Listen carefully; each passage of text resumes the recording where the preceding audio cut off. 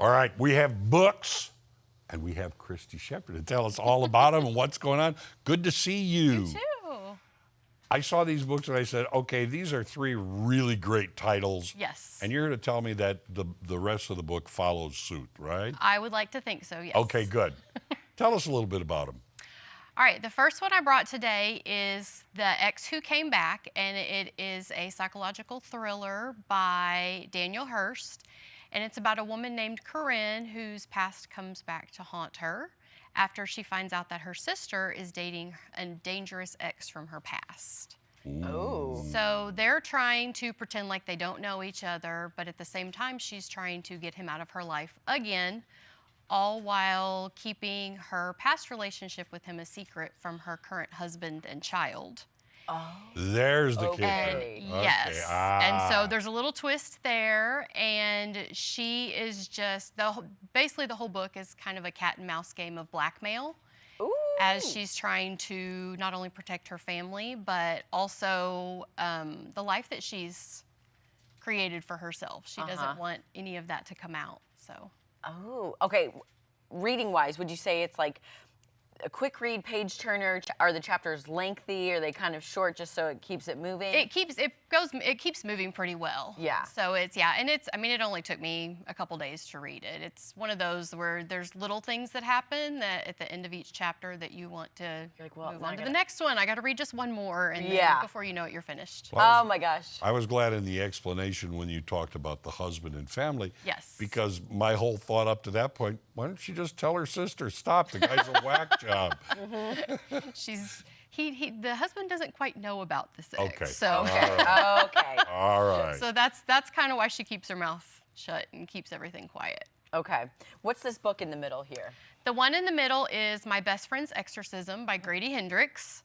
And it's an older one. It was published in 2016, but it's a good one. It's about, it's a horror novel. It's set in 1988, and it's about two best friends that are high school sophomores, Abby and Gretchen. And after kind of a crazy night out one night, Gretchen becomes possessed by a demon. And Abby spends a good chunk of the book trying to figure out all of her odd things that she's been doing and kind of digs a little deeper into it and ultimately has to decide if their friendship is strong enough to save her from that demon. So it's got a lot of nostalgia in it and teen angst, dark comedy, but it's a really good With one. a title like that, I expected some kind of comedy going. Yes. My Best Friend's Exorcism. What age range would you say, like, is this like 15 and up, or because they're in high school? Or? It could be. I mean, it's an adult book, but I would think that young adults could easily read it. And they may not be able to relate to some of the things since it's set kind of in the past, but it would be good for lots of ages. Okay. Yeah. Okay, book number 3. Book number 3 is Horribly Haunted in Hillbilly Hollow. And it's book 1 of an 8-book series called The Ozark Ghost Hunter Mysteries. And it's set at a fictional town somewhere between Branson and Springfield. So there are cute little references in it to like the Vandervoort or the Battlefield Mall and things like that. The series is by Blythe Baker, and the whole series follows the main character is a woman named Emma who had an accident, and since her accident, she can see ghosts.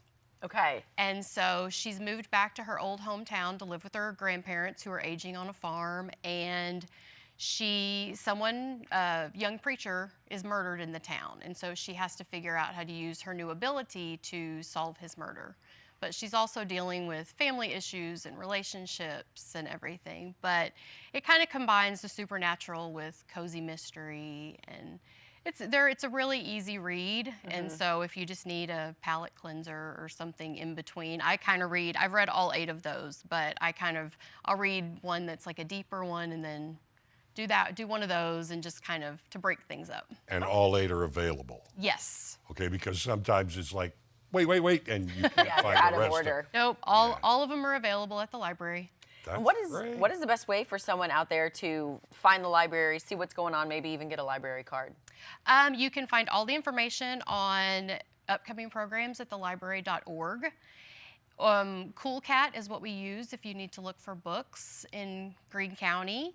And if you want to get a library card, you can just stop by any of the 10 branches and stop by the front desk and they can hook you up.